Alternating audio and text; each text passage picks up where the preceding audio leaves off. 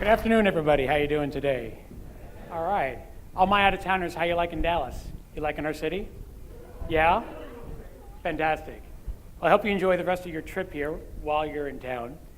I recently got back from a trip to New York, and aside for almost getting run over twice by New York City cab drivers, I had a pretty good time. I may not go back there ever again, but that's how it is. These things leave a mark on a person. It's like that when we travel, There's something about the place that tends to define the way we experience and remember it. Am I right? Right? LA has traffic. Dallas has malls. Philly has cheesesteaks. Vegas has Elvis impersonators and strangely dressed police officers. Well, at least that's what my 10-year-old thought they were. Boy, was he surprised. Don't judge me for bringing my 10-year-old to Vegas. It was actually supposed to be a really educational trip. To this day, he still considers it the most educational thing we've ever done for him. When you travel internationally, as some of us get to do, to me, the city with the most interesting features, though, the most interesting, memorable parts, is Moscow. You'll see a lot of things in Moscow, but one of the things that you'll be sure to remember is dogs. Stray dogs. They're everywhere. And I don't mind dogs, but they're all over the city. Did you know that in Moscow, there is a stray dog for every 300 people living in the city? Which may not seem like a whole lot at first, but for a place with 12 million people, that's about 40,000 strays roaming the streets at any given point in time. Raise your hand if you know someone living at home with a dog. Okay, lots of you. If they're in the market for another, I think I know where they might find one, or 10, or 20. Now, the thing about these dogs is that even though Moscow hasn't really figured out how to deal with the problem, the dogs have. In their struggle for survival, these dogs have learned how to evolve and adapt. Believe it or not, researchers have been studying their movements and tracking their behaviors for the better part of 30 years, and they're pretty sure that they can now divide these dogs into 4 distinct groups. The first are your guard dogs. Those are the ones that patrol Moscow's military compounds, in exchange for a little bit of food. The second are the scavengers. Those are your dumpster divers, the guys who pick around in the trash looking for little bits and pieces of food here and there. The third are the hunters. Those are the ones that have evolved to become more like wolves, the tough guys who spend their nights hunting for prey. But the fourth category of dogs, they're the ones I think are the most interesting of all. Those are the ones that researchers call the beggars, and they look something like this. That's not Photoshop. That's a picture taken not too long ago at Moscow's 3 Square station, and that is a dog that is waiting to board the 8:10 train to Tverskaya. I mean, you can't make this stuff up. Now, some of the other dogs, they try to survive through brute force, but the beggar dogs, they're smart. They have evolved brains over brawn. They figured out what it takes an MBA student 2 years and 50 grand to learn, and that is that when resources are scarce and competition is fierce, you gotta pick your winners quickly. Win fast, lose fast, And that's exactly what these dogs have done. They've evolved this unbelievable ability to profile Moscow's commuters and to figure out pretty quickly which are the types of people that are likely to give them food when they beg for it. It's unbelievable. I mean, it's incredible, but it's not even the craziest thing of all. Aside for social profiling, what these dogs have become excellent at is riding the trains. I kid you not. These dogs, using sight and smell and facial recognition, I mean, they learn how to get on and off Moscow's trains based on the stops where they're most likely to meet people like that who are likely to give them food. These dogs have a morning commute. I mean, it's crazy. It's really crazy. I can't even get to my grocery store without GPS, 0.7 miles away. And even then, I'm lucky to find my car in the lot when it's all over. I'm the dude with the panic button in the parking lot every time. It's unbelievable what these dogs can do. The thing is, when they've evolved this unbelievable ability to get around and do things, not all the other dogs are so fortunate. Some of the other dogs, the scavengers and the hunters, unfortunately, they tend to starve and die out. And the reason? Because even though they're very successful at evolving, they've evolved as a group, but they've evolved in isolation. They have little, if anything, to do with some of the smarter dogs, like the beggar dogs, because if they did, well, they might actually have nudged their odds for survival, and who knows, might actually be hopping trains in Moscow's underground as we speak. Now, I didn't come here today to talk to you about dogs, but to tell you that when it comes to our own ability to evolve and adapt, well, we're not so different than they are. Those dogs, unlike us, they have that ability to sense things out. We tend to choose packs and stick with those packs and stay with that group of people to the exclusion of all others. And from that group, we derive our very human need for interaction and socialization. Think back to how we used to operate as people. I mean, we had these large groups, very broad groups, diverse groups, really mixed. And over time and with changing circumstances, those groups collapsed and formed smaller packs based on different affinities and needs and desires of the moment. And that's pretty much how we've stayed ever since, in those small packs. And in case you think that's just, ancient anthropology, they didn't have to do this a lot of times. In case you think that's ancient anthropology, consider for a moment how you organized yourselves in preparation for this talk. Look around your tables. I'm guessing that the people you chose to sit with today are the people who either do the same job, have the same title, or come from the same place as you. Am I right? Well, maybe not.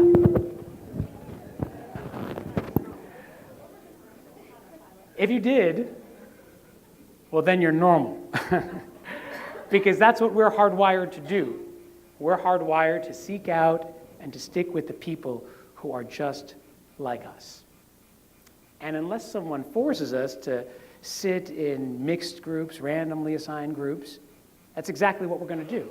We're going to sit with the people who do the same job, have the same title, or come from the same place as us, because that's what we do. Let me just add that even if we do end up having to sit in mixed groups, randomly assigned groups, we'll do everything we can to resist it, to fight it, to not have to do that. Recently, I was at a conference where the organizers tried to do just that, where they thought, hey, it'd be a great idea to get everybody out of their shells and meeting new people. So they randomly assigned people to sit at dinner that evening based on different colors and shapes on the front of their name badges. You know what I'm talking about. Yeah, that one. So that evening, we're all sitting down to eat, the 8 of us, at the red triangle table, looking around at the name tag badges of other people, trying to think about what in the world we're going to talk about for the next 90 minutes. It became clear that something was very, very wrong, and something was awry. Red triangle, red triangle, red triangle, blue square. Ooh, someone's not following the rules. And you can blame this guy. I mean, here he is at a conference, doesn't really know anybody, met some nice gentlemen a couple hours earlier at one of the sessions. They struck up a conversation. Turns out they know a bunch of the same people on LinkedIn. They both root for the same football team. And he looks like a normal enough dude to have dinner with. So, I'll hang out with him even though I'm a blue square and he's a red triangle. And I know this is true because I was the blue square. Guilty. At some point in our lives, we're all that blue square. Am I right? Am I right? Yeah. It's perfectly normal. It's practically human. But just because something is human doesn't mean that it can't be harmful, because it can. Like body odor and bad breath. And we all universally agree that those are the parts of people that ought to be eradicated, right? Because there is a dark side to all of this. And that is that when these packs become too tight, when these groups become too insular, when our social interactions become suffocatingly sealed, then we can't call that a pack anymore. We have to call it something else. We have to call it a silo. And if there's anything that stands in the way of human progress, it's a silo. Now, silos come in many different forms and flavors. There's intellectual silos and cultural silos and political silos, and at work sometimes we find ourselves inside of functional silos. The one thing they have in common is that they all tend to be invisible, don't they? We don't realize we're stuck inside one until it's much too late. And by that point in time, life becomes this vast echo chamber reverberating with the same people and ideas and experiences that always sound the same and never seem to change. And we cling to those silos, and we resist outside forces that threaten the silo in the simple but, in my view, misguided belief that silos make us safe. We think that they're going to strengthen our connections and create a sense of belonging and give us a place to call home. And that's true to some extent, but the great irony of a silo is that it does just the opposite. The thing that we think is going to make us more vibrant and whole and relevant ends up making us more vulnerable and fractured and ultimately forgotten. The irony of a silo is that the thing that we think is going to make us safer and stronger ends up making us weaker and more vulnerable. Silos don't make us safe, they make us less safe. And if you need a reminder about the perils of silos, then look no further than Sony and its attempt to create the iPod. Now, you and I both know that Sony didn't create the iPod, Apple did, but Sony should have. After all, they were, at the time, the leader in the portable music space. How many of you remember the Walkman? Anyone still have theirs at home? Yes, of course you do. You don't throw that out. You could sell it for like $1,000 on eBay, right? So I have mine, and my kids think I'm crazy. They're like, Dad, one of the 4 that I have, Dad, like, you mean your music doesn't come out of the sky? You mean you have to put like a Frisbee inside of like this black box to get it to play? They think I'm crazy. I mean, Sony was so close to breaking into the digital space. What happened? So 1999, at the Las Vegas Comdex trade show, which at the time was the industry event for new product development and announcements, Sony unveiled not one, but 2 new digital music players. The memory clip, which, kind of looked like a pack of gum, and the music stick, which looked kind of like a ballpoint pen.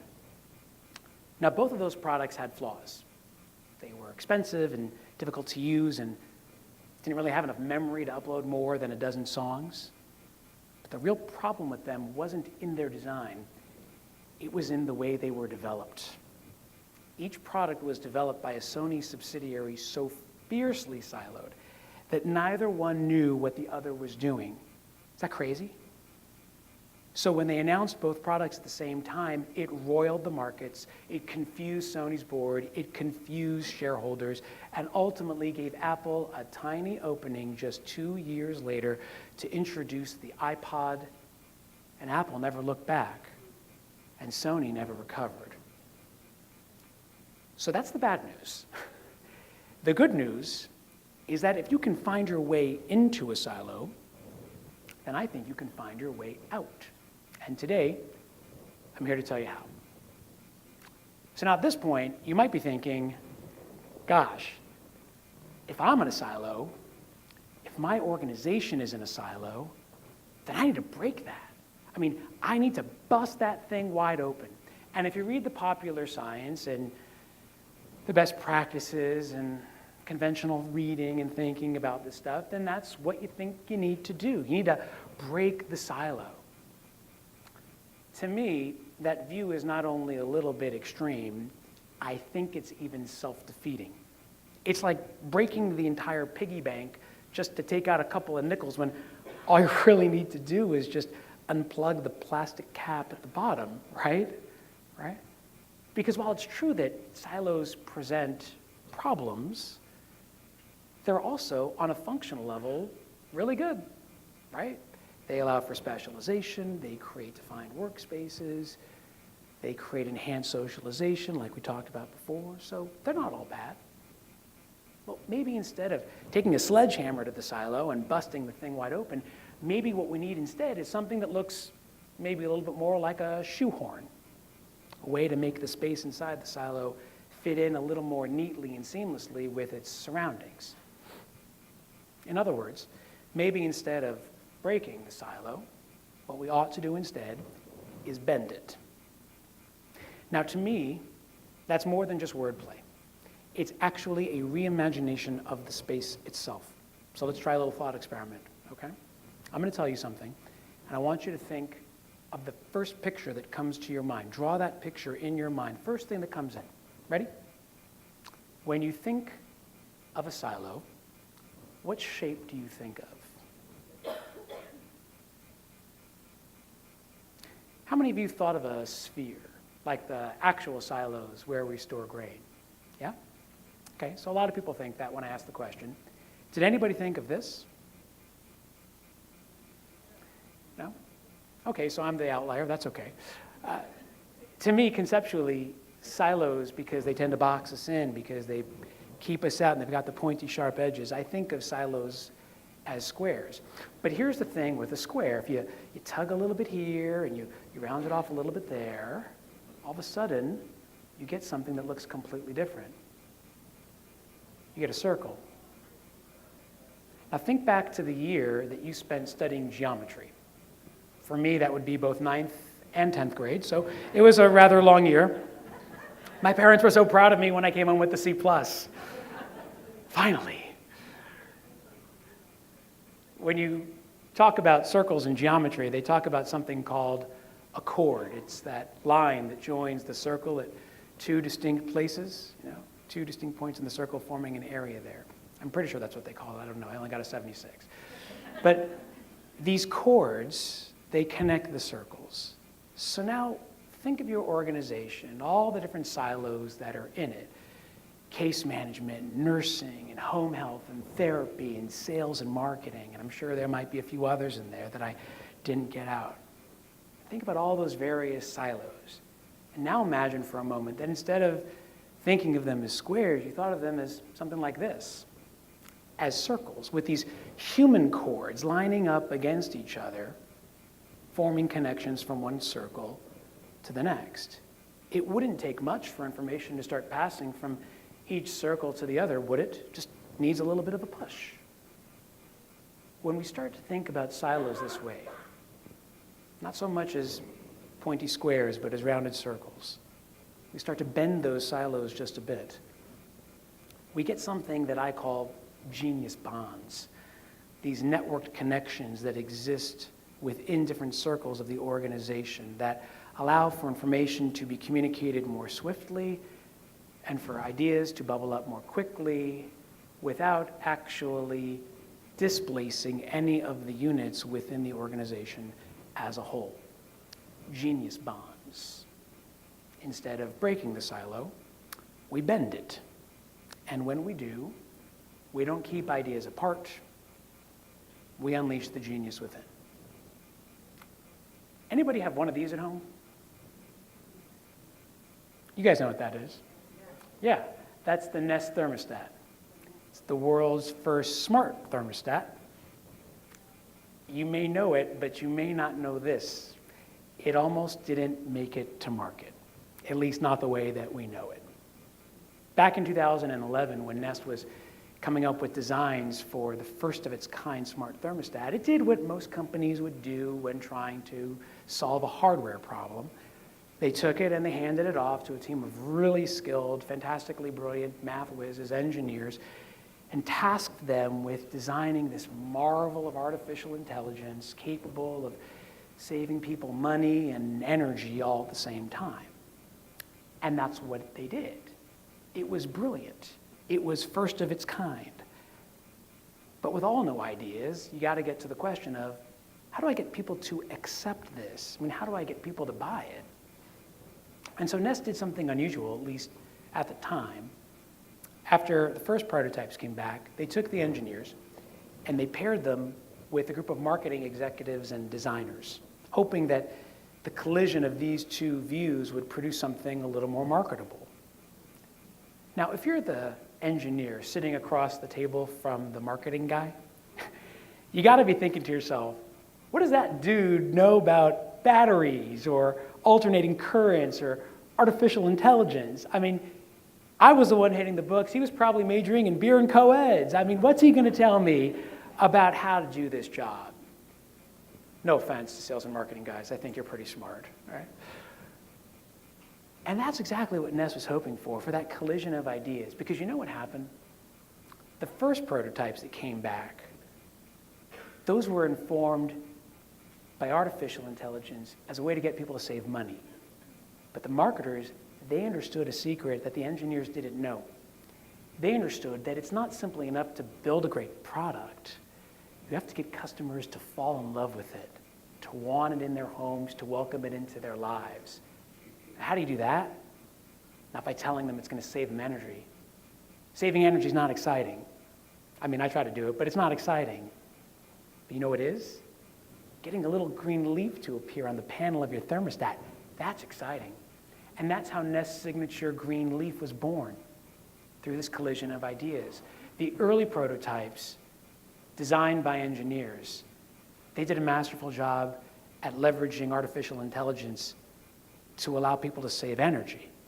But it was the later designs, informed and introduced by the marketers, that leveraged human intelligence and capitalized on the human need for recognition and control, the kind of thing you'd want to show off to your neighbors and friends. Hey, got the green leaf, did you? Or you talk about it at the dinner table, and you make it a part of your life. And if Nest never put these two groups together, then it would have created the world's smartest thermostat that nobody wanted to buy. This all gets to the idea of how we start to think together. And it's something that I've recently understood myself firsthand. When I'm not talking to audiences like you guys, I am finishing my dissertation, which, you know, is riveting stuff. Anesthesiologists, they get to put people to sleep for a living. Me, as a PhD student, I get to do it for free. Yeah? The other night, my kid came into my room, he couldn't sleep, he shook me on the arm. He said, Dad, wake up. My first thought is, oh my God, what's on fire? And my second thought is, oh my God, do you not see your mother 3 inches away? She's perfectly capable of waking up with you in the middle of the night. And so I say to him, and this isn't the son I corrupted in Vegas, this is another one. I say to him, you know, what's the matter? He's like, Dad, I can't sleep. And so I go through my bag of dad tricks, thinking about how do I get this kid to sleep so that I can go back to sleep. And I ask him, do you want me to read you a story? Do you want me to try to help you count to 100? No. You want me to read you some of my dissertation? Yeah. It's cute, it's true and sad at the same time. At a certain point in your dissertation, you gotta hire a statistician. That's the math whiz who's supposed to make your numbers look good so that I can do the one true thing that matters to anyone in academics, and that's get published. My statistician, his name is John. John's a math whiz. We're working on the same project, but we couldn't be any different from each other. John likes classical, I like country. John builds these elaborate statistical models. I can barely build a paper airplane. John graduated at the top of his class. I was near the bottom. John scored in the top 99th percent of his math SAT. I scored in the part of that test that made the other 99% possible. Early on, when we were talking to each other, it became pretty clear that he and I, we were headed down somewhat of a collision course. We were kind of at odds. One of our first conversations, John said to me, Joe, do you know what I do? And I said, yeah, your job is to make my numbers look good so that I can finish this. And he said, no, Joe, my job is to prove you wrong. So that was my first clue. This was not going to go well. That and the fact that he didn't like Florida-Georgia lines. I knew we were headed in a bad place. But then John said something that was frankly brilliant. He said to me, Joe, my job is to prove you wrong, because unless I can prove you wrong, then you and I will never know you're right. And there's a lot of wisdom in that, isn't there? We go through life thinking that we're headed in the right direction, going down the right path, and unless there's someone out there who can point out all of our wrong turns and help redirect us back on course, then we're likely to keep going down the wrong road forever. It means that we're not going to ever break out of our place. It means that we're never going to let those genius bonds form. And insofar as it concerns my relationship with John, it means that I am never going to finish my PhD. So how do we get there? How do we start moving from silos to circles and start creating the connected organization? So it's not easy. It's hard. But there are ways. Here are 3. Number 1, get people to bump up against each other. Create the time and space for people to enjoy meaningful professional interactions. And I'm not just talking about the open office floor plan that allows for casual encounters and quick check-ins. I'm talking about something much more fundamental, something that defines the way those interactions are taking place inside all that space, something that lets us really enjoy meaningful interactions with one another. And if you want a good example of someone who did that, look at the Cleveland Clinic. Back in 2008, the Cleveland Clinic had a big problem. They are not in the business of creating problems, as you know. They're in the business of solving them. Right? The clinic is arguably one of the world's great healthcare providers, ranking at the top of almost every category of care, almost every specialty. Except when it came to patient experience, the way patients feel about their stay in the hospital while they're there, the clinic's ratings were actually pretty dismal. Patients complained that the rooms were too messy, that the halls were too noisy, and that doctors and nurses weren't talking to one another. Hospital floors with as many as 3 different specialties and staffs didn't communicate. They weren't collaborating on areas of patient treatment, and essentially were siloed off from one another, leading to fragmented care. So all that started to change when the clinic introduced something it called weekly huddles, a way to get caregivers to collide, doctors, nurses, head of housekeeping, case management, all the different people who touch the patient coming together to discuss patient concerns, raise possibilities for treatment, and bring that process of care full circle. And today we take it for granted, but at the time it was a radical idea, a weekly huddle, a way to talk to each other and collide. Well, within a year, those patient satisfaction surveys that were handed out to patients long after their hospital stays, they produced ratings that went up like that, went sky high. And it was all because the clinic understood that when you turn specialization into a force for collaboration, you start to bend that silo just a little bit. That's number 1. Number 2, increase people's capacity for empathy. Every so often, get people to step outside of their space and step into someone else's to see what life was like for them over there. I know of a paper company that did this. They took all their sales guys one day and brought them down to the warehouse to see what life was like for those guys in logistics, to see what was going on down there. And it was a revelation for everybody. Now, granted, that company was Dunder Mifflin, and that took place on an episode of The Office. But the point stands, my friends. Ignorance breeds in isolation. Am I right? If we want people to get to know each other, we got to break them out of their shells. Empathy is the signature skill of collaboration, and it is a skill that is very hard to build and to nurture and to achieve. But actually, research shows that it starts quite young. In one study, researchers gave a bunch of kids 2 bowls of food, toddlers, maybe like 4 or 5 years old. One bowl had goldfish crackers, every kid's favorite, and the other had broccoli, not every kid's favorite. And they watched as the kids dug into the goldfish and kind of ignored the broccoli, which is what you'd expect kids to do. Next, researchers ate from the same two bowls, the goldfish and the broccoli, except this time the researchers made these like disgusted looks when they ate the goldfish, but showed visible signs of delight when eating from the broccoli. Here's the rub. When researchers stuck out their hand to ask for some food, what do you think the toddlers gave them? Broccoli. 7 times out of 10. Even though the toddlers liked the goldfish, they understood, they sensed, even at a young age, that that's not what the other wanted or needed, and so they gave them what they wanted. Empathy is the signature skill of collaboration. It's what allows teams to thrive, and it's a second way that we can start to bend that silo and create more of a circle. And finally, number 3, create a culture of information sharing. The best organizations are always on the move. They evolve and adapt with changing circumstances and disruptive forces and new market conditions.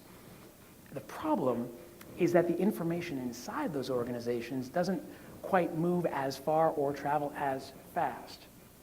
And when that happens, of course, you get information bottlenecks at best, and at worst, you get fear and distrust and discord in the workplace, and the silos go right back up. To create a culture of information sharing is the cornerstone of effective teams and organizations. And you know who does it really well? Facebook.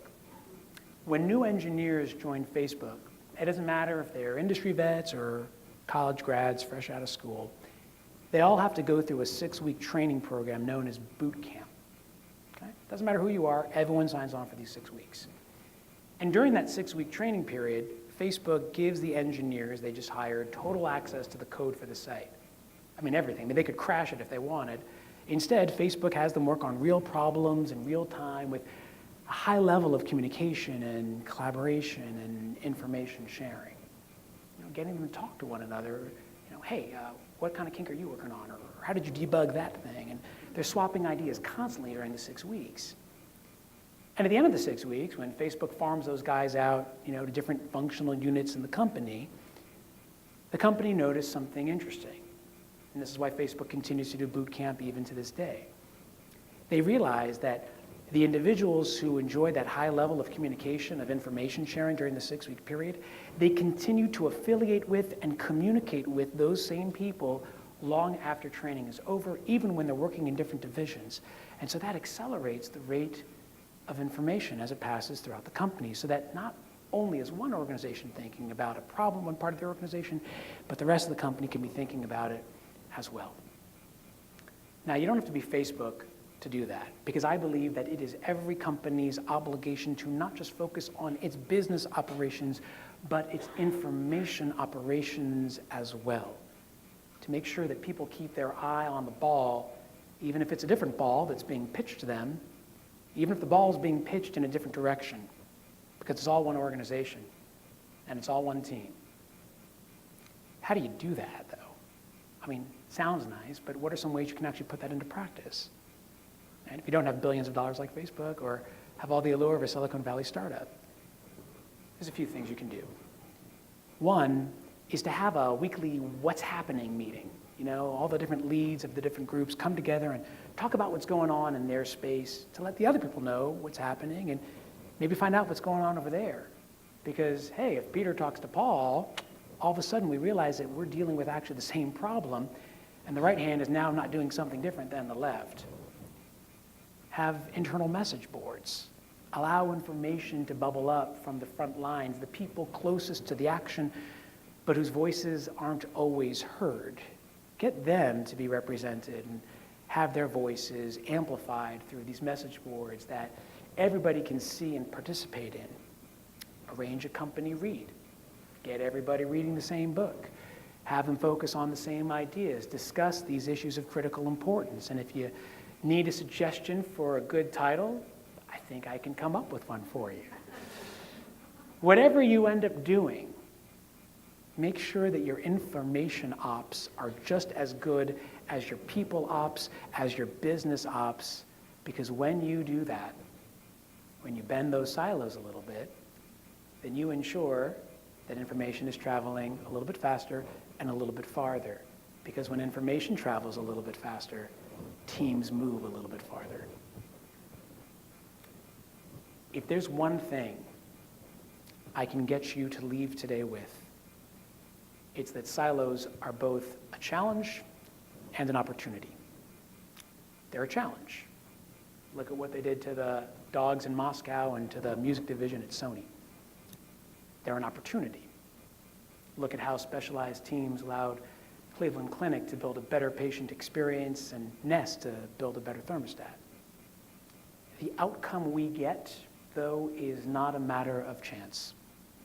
It's a matter of choice. And it comes down to a very simple idea. How are we able to perceive the silos that exist all around us and perhaps reimagine them as something else, as circles? I wasn't always able to do that. I was the blue square, remember? I had to learn how to reach beyond the safety and certainty of the people and experiences that I had come to know. It wasn't something that came naturally to me. But the fact that I am here today talking to you about how to bend a silo, about how to create a connected organization, about how to reach beyond your comfort zone and step into someone else's space, is proof that it can be done. It can be done. And that's why I'm so passionate about sharing my message and talking to people just like you, because it can be done. Sometimes all it takes is a closer look. When you see this, what do you see? At first, you think you see squares, containment, isolation, separation, the silos that keep us apart and hold people back. But look again. Look closer. What you're looking at is not squares, circles. And it's not magic. They were there all along, hiding in plain sight. Whether our organizations, our teams, our divisions suffer under the weight of a silo or embrace the openness of a circle is just a matter of perception. And if we're brave enough and bold enough to make that fearless shift from silos to circles, to stop keeping people and ideas apart and start bringing them in closer together, then we'll not only change the way our world sees us, we'll change the way we see our world. Thank you very much.